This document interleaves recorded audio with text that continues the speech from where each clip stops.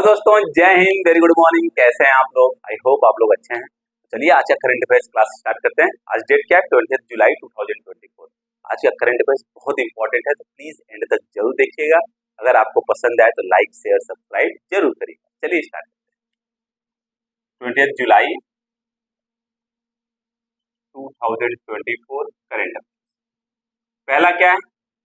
9th women's cricket Asia cup 2024 कहाँ हो रहा है? Women's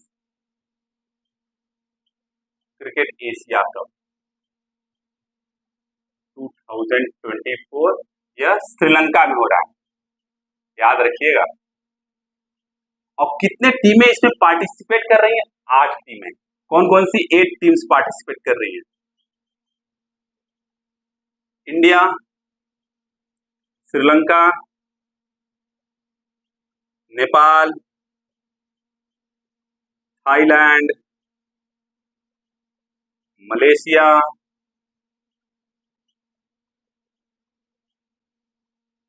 UAE, Pakistan, Bangladesh.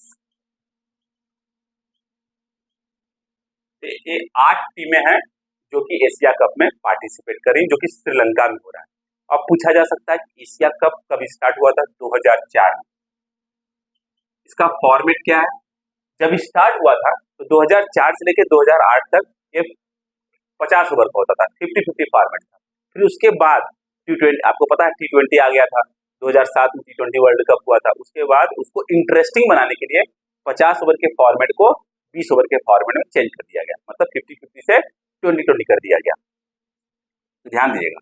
तो 2008 से क्या हो जाता है? T20 फॉर्मेट हो जाता है इसका, इंटरेस्टिंग बनाने के लिए।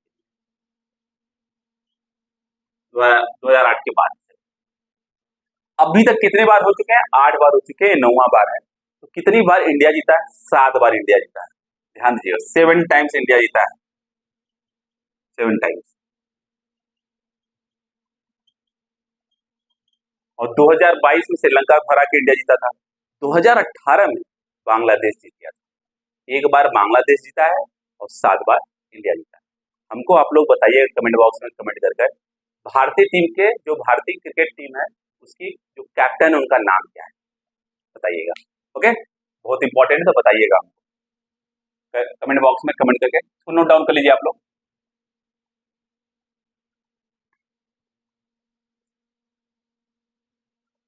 तो भारतीय विमेन क्रिकेट टीम की जो कैप्टन है उनका नाम आप लोग कमेंट बॉक्स में कमेंट करके जरूर बताइएगा।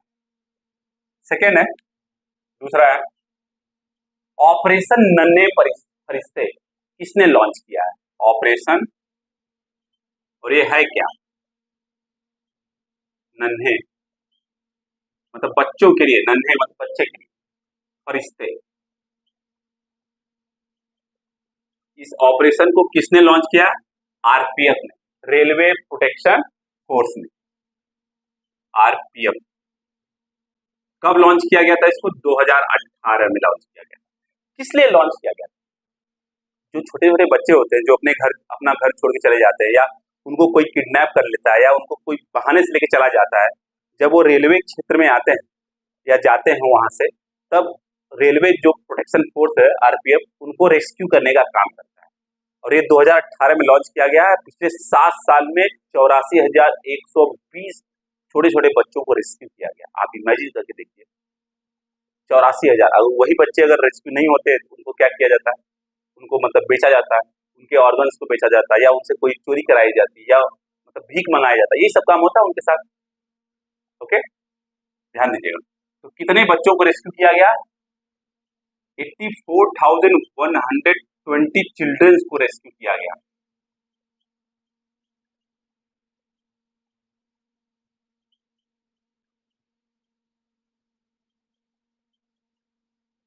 ओके, अब आरपीएफ आ गया है, उसके बारे में जान लेते हैं। आरपीएफ की स्थापना कब हुई थी? 2 जुलाई 1872 को।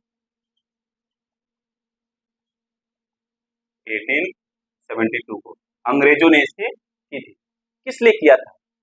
जो रेलवे के यात्री हैं उनको प्रोटेक्शन दिया जाए, और जो रेलवे की सामान है, जो रेलवे का सामान है मेनली उसके प्रोटेक्शन के लिए इसको बनाया गया था, जो रेलवे के सामान को प्रोटेक्ट किया जाए और जो यात्री हैं उनको प्रोटेक्ट किया जाए। फिर 1957 में पार्लियामेंट द्वारा एक्ट पास कर आरपीएफ को और पावर दिया गया, जिससे कि रेलवे यात्रियों को और सुरक्षा प्रोवाइड किया जाए और जो रेलवे के सामान है उसको कोई चुरा न ले जाए। समझ में आ गया? पक्का देखते होंगे आप लोग, रेलवे के सामान कहीं फेंका रहता है, कोई उनको छूने वाला नहीं। उनको पता है अगर एक बार पचड़े में फंस गए तो जिंदगी तबाह हो जाती है, कोर्ट का चक्कर लगाने लगे। ओके, तारीख पे तारीख पड़ती रहेगी, इसलिए रेलवे के सामान को कोई नहीं चुराता और उन्हीं के प्रोटेक्शन के लिए आरपीएफ को बनाया गया। कब बनाया गया था?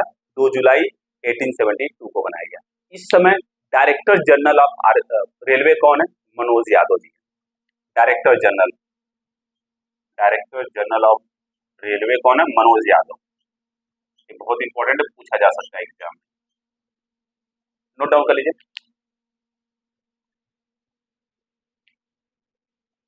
वीडियो को पॉज करके नोट डाउन कर लीजिएगा आप लोग। World first low temperature thermal desalination कहां बनाया गया?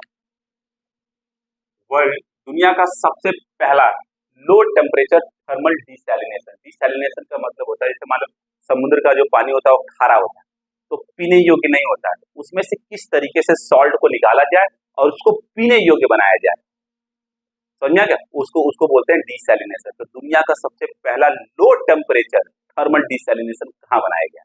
लक्षद्वीप में बनाया गया। तो हमारे लिए बहुत इंपॉर्टेंट है। फर्स्ट लो टेम्परेचर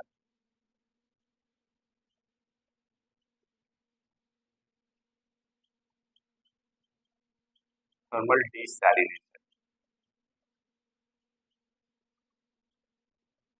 कहाँ बनाया गया? लक्षद्वीप में।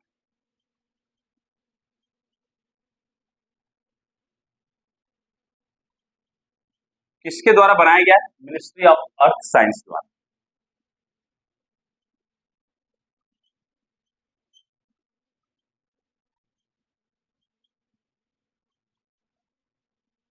आपको पता है लक्षद्वीप क्या है?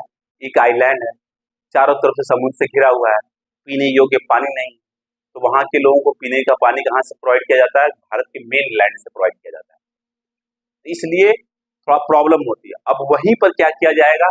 डिसैलिनेशन मतलब बना दिया जाएगा, जिससे क्या होगा कि जो खारा पानी होगा वहां का, वहां उसमें से सॉल्ट को निकालकर जो अदर मिनरल्स हैं जो कि हेल्थ के लिए बैड हैं उनको निकालकर प्योर मतलब पानी बनाया जाएगा जो कि पीने योग्य होगा।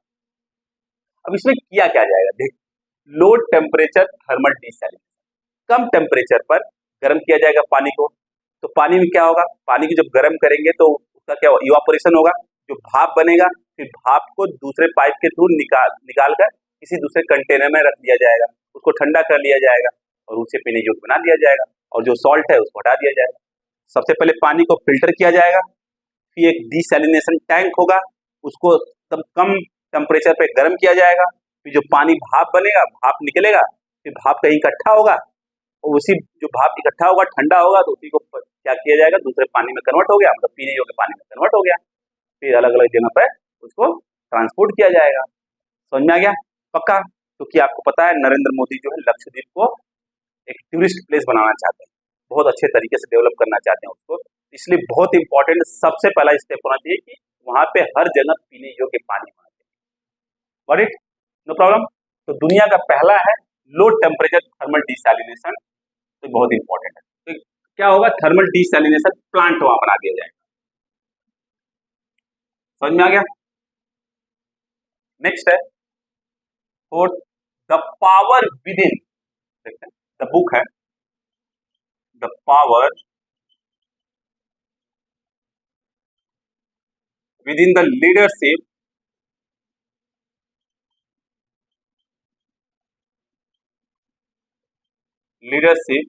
Legacy of Narendra Modi.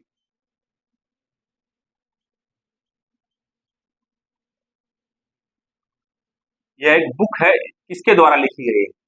Written by R Balasubrahmanyam.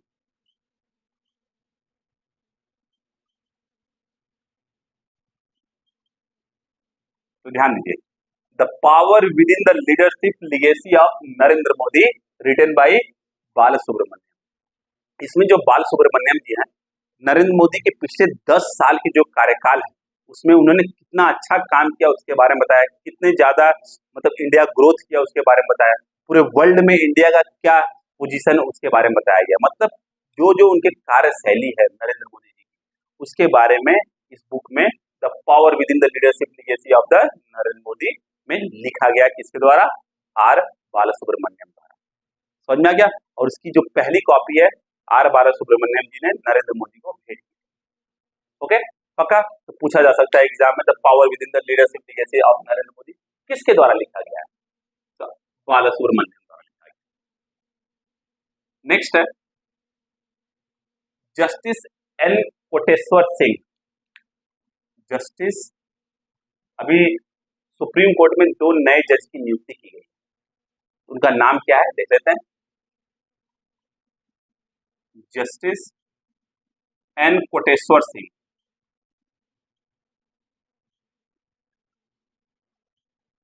Koteshwar Singh and justice R Madhavan.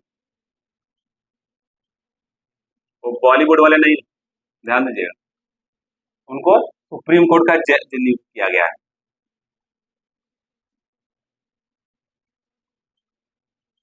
जज ऑफ सुप्रीम कोर्ट। ओके, अब जो ये कोटेश्वर सिंह है, एन कोटेश्वर सिंह, ये Jammu and Kashmir high court के चीफ जस्टिस हैं। और उससे भी ज्यादा इंपॉर्टेंट क्या है, ये मणिपुर के हैं, जो कि पहले जज हैं मणिपुर से जिनकी नियुक्ति एज अ जज सुप्रीम कोर्ट में किया गया है, इसलिए बहुत इंपॉर्टेंट है। एन कोटेश्वर सिंह, इससे पहले क्या क्या थे, वो Jammu and Kashmir high court के चीफ जस्टिस थे और यह मणिपुर से बिलोंग करते हैं और मणिपुर से पहले व्यक्ति हैं जिनको सुप्रीम कोर्ट का जज बनाया गया है। और जो आर माधवन है वो एक्टिंग चीफ जस्टिस थे मद्रास हाई कोर्ट के, इसको याद रखिएगा।